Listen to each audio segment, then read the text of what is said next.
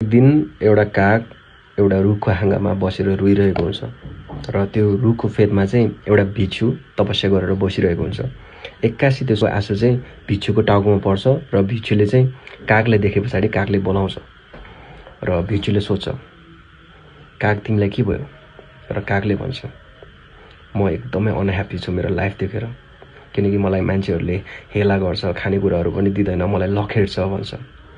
र भिक्षुले भन्छ, तिमी के भन्न चाहन्छौ भन, म मेरो मन्त्रले म तिमीलाई पुर्याउँछु भन्छ।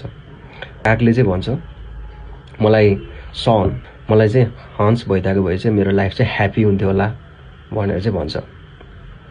र त्यो मङ्कले भन्छ, एकचोटि त्यो त्यो हन्सलाई गएर सोध भनेर भन्छ। र त्यो काग त्यो हन्सलाई भेटेर सोध्छ, तिमी कति ह्याप्पी छौ है हन्स?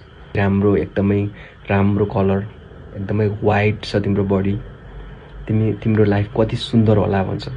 र त्यो हन्सले भन्छ,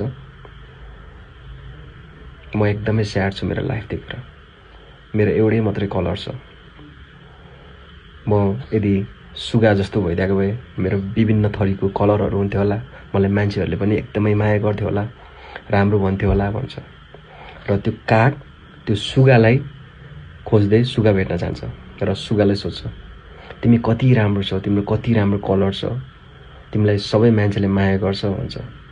र त्यो सुगाले भन्छ, मेरो एकदमै राम्रो कलर पनि छ, मलाई मान्छेहरूले राम्रो पनि भन्छ, तर मलाई एउटा पिजडाभित्र थुनेर राख्छ, जसले गर्दाखेरि म आफ्नो लाइफ फ्रीली जिउन सक्दिनँ, त्यही भएर म एकदमै मेरो लाइफ देखेर एकदमै स्याड छु भन्छ।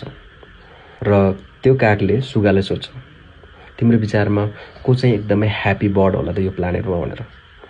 र त्यो सुगाले भन्छ, एकदमै ह्याप्पी बर्ड चाहिँ मलाई मयूर जस्तो लाग्छ भन्छ। र त्यो काग मयूरलाई भेट्न जान्छ र कागले मयूरलाई सोध्छ, मयूर तिमी कति ब्युटिफुल र तिम्रो लाइफ कति रमाइलो छ है भन्छ। र त्यो कागले त्यो सोधिसके पछाडि त्यो मयूरले भन्छ, म एकदमै ब्युटिफुल पनि छु, म एकदमै सुन्दर पनि छु, र मेरो फेदर, मेरो फखेडाहरूबाट चाहिँ मान्छेहरूले एकदमै राम्रो डेकोरेटिभ सामानहरू पनि बनाउँछ भन्छ। गर्दाखेरि चाहिँ मलाई चाहिँ त्यो देख्दाखेरि चाहिँ मलाई हर्ट हुन्छ भन्छ। र म सुन्दर भएकै कारणले चाहिँ मलाई चाहिँ जूमा राखेको हुन्छ भन्छ, जसले गर्दा चाहिँ म मेरो लाइफ देखेर एकदमै अनह्याप्पी छु भन्छ।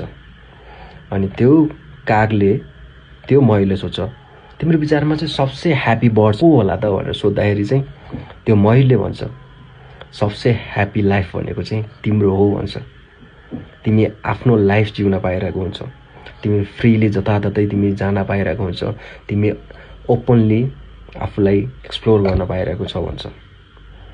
र यत्तिकैमा त्यो काग चाहिँ फेरि त्यो मङ्कलाई भेट्न जान्छ। फर्स्ट टाइम त्यो काग मङ्कको अगाडि चाहिँ यति ह्याप्पी हुन्छ कि, र मङ्कले सोध्छ, तिमी किन आज यति ह्याप्पी छौ भनेर। मैले सबै बर्डलाई भेटेँ, तर उनीहरू चाहिँ एउटा न एउटा कारणले चाहिँ अनह्याप्पी देखे।